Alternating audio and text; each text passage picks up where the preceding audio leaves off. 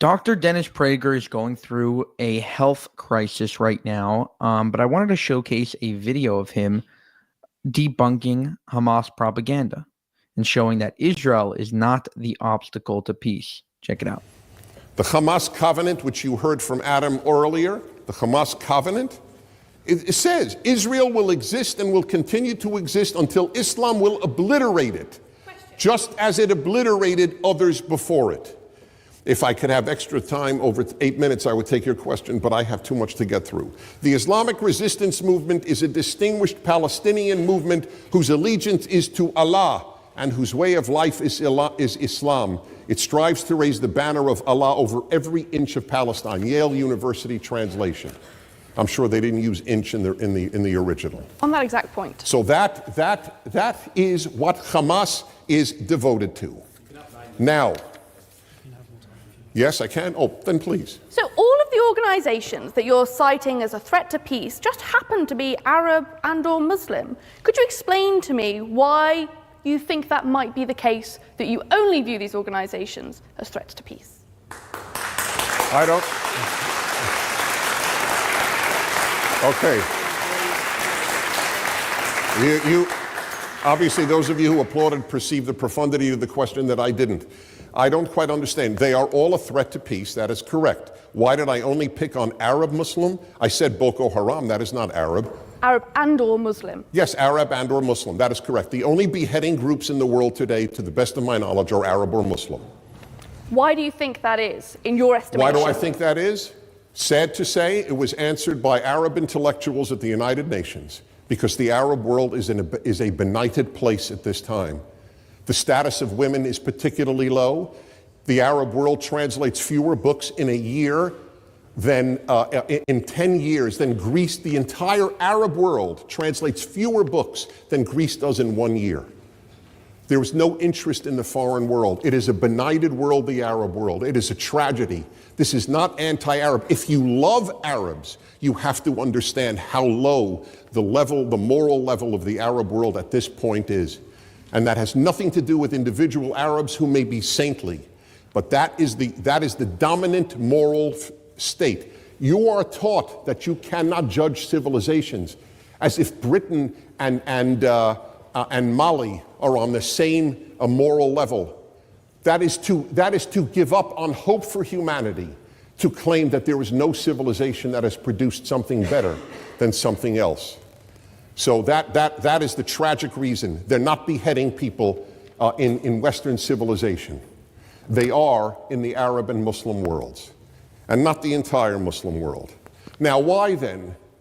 My second part is to answer the question, why is something so obvious that Israel wants peace and that Hamas wants to destroy Israel? Why is that debated at one of the most illustrious academic institutions on earth, Oxford? I have two answers. One is, there has been a broken moral compass in the intellectual world in the West for the last perhaps 80 or 100 years. I will give you an example. I studied at Columbia University at the School of International Affairs. I was taught by brilliant, and they were brilliant, professors that the United States and the Soviet Union were moral equivalents. It was capitalism versus communism, two economic theories, that's all. Neither was better than the other. You may not recall, because you weren't born, many of you, but Ronald Reagan, the president of the United States, called the Soviet Union at one point an evil empire. He was lambasted. He was declared by Columbia and Harvard and Yale and Princeton and the New York Times a fool for having the temerity to make a moral statement about the Soviet Union, a place that had created the Gulag Archipelago and killed 40 million of its own people, not to mention a genocide in Ukraine. That is what I tell you, students, that's what has taken over in Western universities, a broken moral compass that truly calls evil good and good evil. I went through this, and I'm afraid many of you are going through this. This evening is one such example. And finally, the media.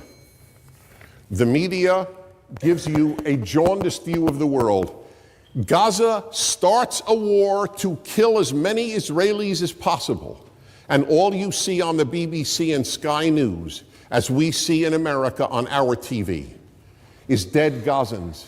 That's all you see. I shudder to think if in World War II the same media covered World War II, you would have seen far more dead German civilians than dead British civilians.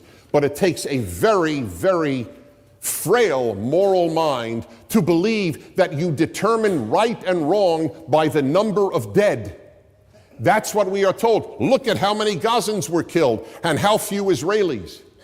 Well, look at how few Brits were killed and how many more Germans were. Does that make the Germans right in World War II?